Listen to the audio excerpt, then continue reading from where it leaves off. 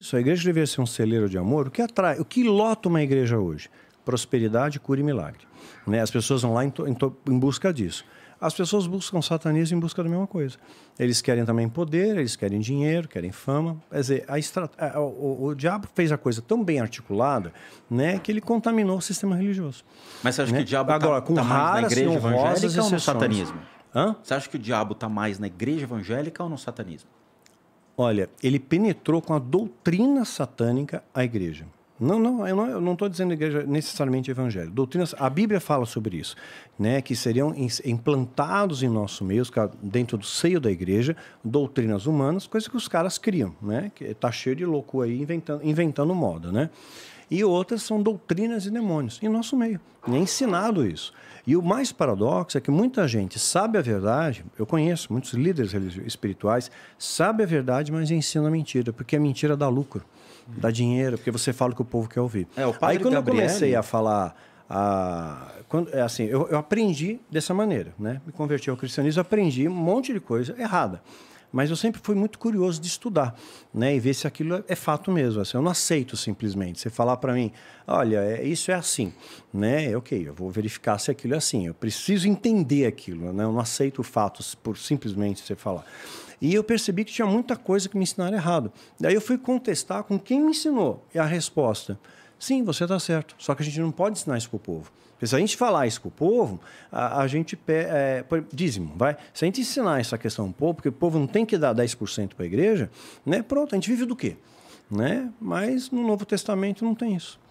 Né? Então, o profissional da fé vai pegar um texto isolado, é a única vez que fala de dízimo no Novo Testamento, Mateus 23.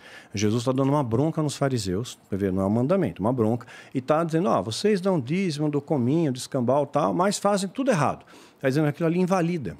É isso que ele está querendo dizer. Mas naquele momento histórico, a lei prevalecia. Tinha o dízimo, sim, mas era dado para os levitas, tá? Era para a tribo de Levi. Jesus quebra o paradigma, né? Ele vem de uma linhagem da tribo de Judá, o leão da tribo de Judá, e a nova aliança é estabelecida no amor. Quer dizer, não tem mais os 10 mandamentos mosaicos e fundamenta no amor. Amar a Deus é o próximo como a ti mesmo. Simples assim. E a oração modelo que Jesus nos ensina é uma oração modelo, não é para você repetir, não é um mantra, né? Dentre da oração, está colocando, Pai, faça a tua vontade, assim na terra como no céu. E a gente não quer isso, a gente quer a nossa vontade, né?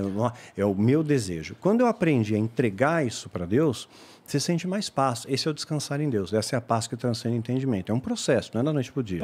É um exercício de fé. Queria entender você. Só vou complementar.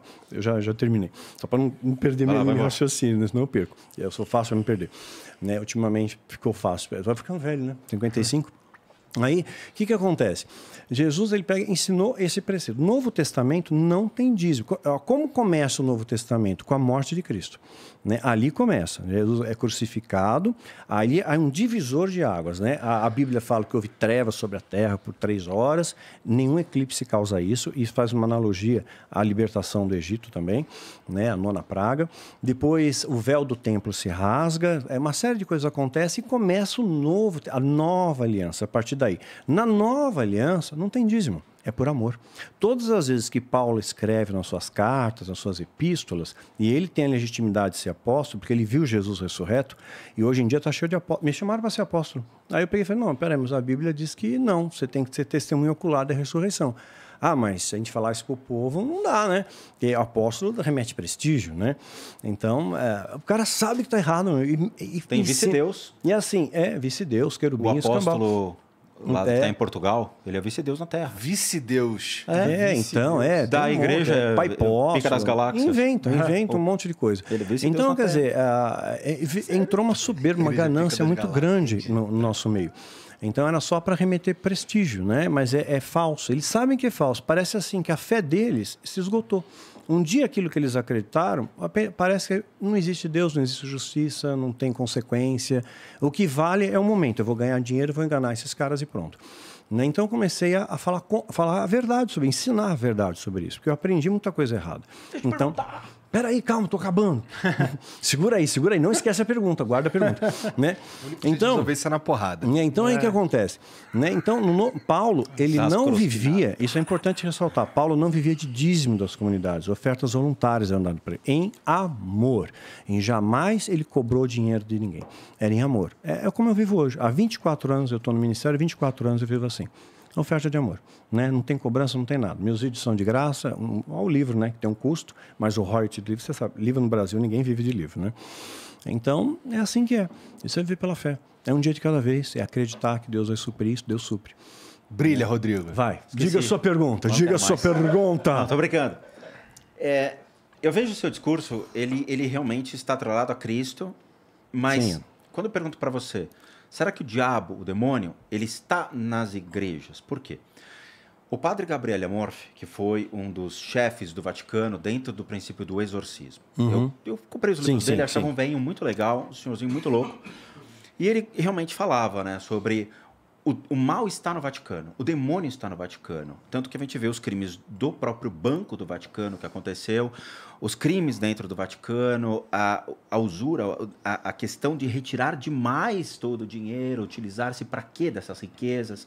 Você vê bispos com o sapato Prada, com roupas, né, Armani. Sim. E aí você vê, às vezes, esses absurdos que a gente se depara com a igreja evangélica. Brigas, discussões, assassinato, pedofilia e tudo mais, bate na porta. Você liga qualquer emissora de televisão, sempre tem um escândalo do Vaticano.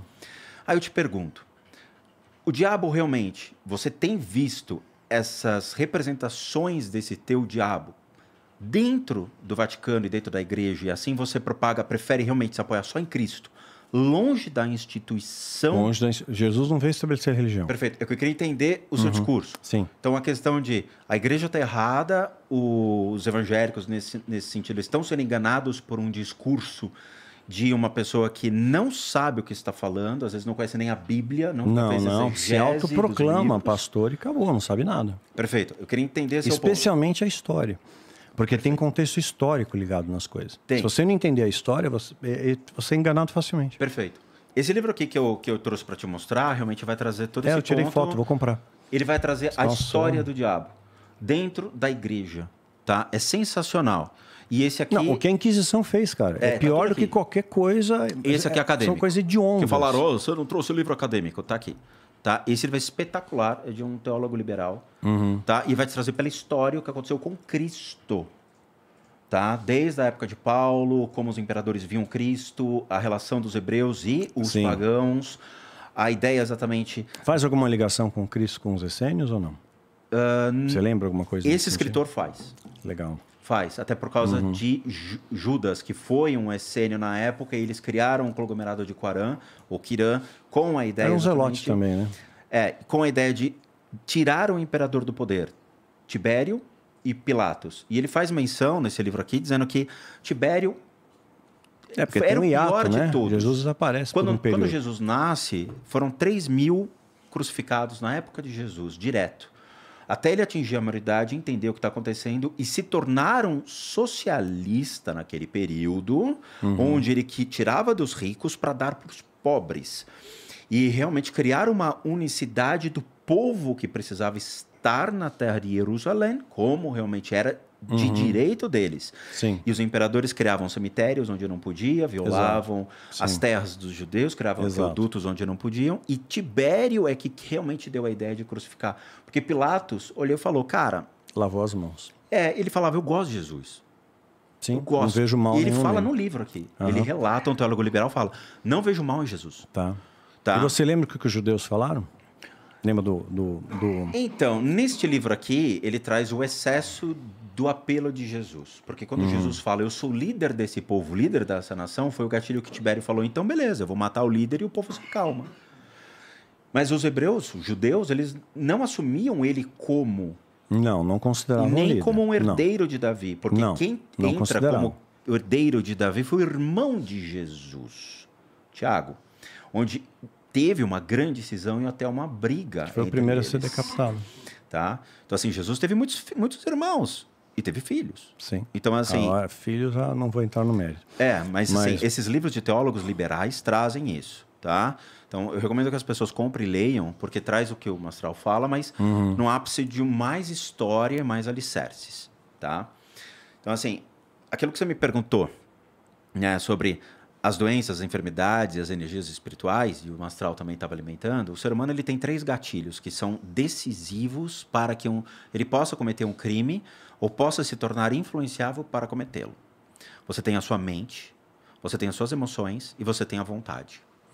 Quando realmente você se convence de um crime, então vou matar meus pais para pegar a herança deles. Você começa a criar uma forma pensamento da intenção de fazê-lo. Mas ela é cerceada quando você gera vontade. O amor, às vezes, fala, não, cara, o que eu estou fazendo? Que loucura. O meu amor pelo meu pai transcende muito mais do que o meu pensamento. Mas você se convence da possibilidade, você gera a emoção da possibilidade. Quando você gera a emoção e você fala, estou vendo meus pais mortos, acho que é uma boa, acho que vai me tirar disso, tenha vontade. Essa vontade realmente é o que vai lhe fazer. E muitas vezes morre aí. Isso é uma influência espiritual? Raríssimas vezes acontece. De ser uma influência espiritual, de que no ápice que essa pessoa já está preparada para isso, ele influencia. Dentro do hinduísmo e do budismo, existem arquétipos de consciências que são denominadas, por exemplo, pesachas, que são os comedores de carne. São arquétipos, tá? Então, são energias que ficam em cemitérios que se alimentam da carne em decomposição.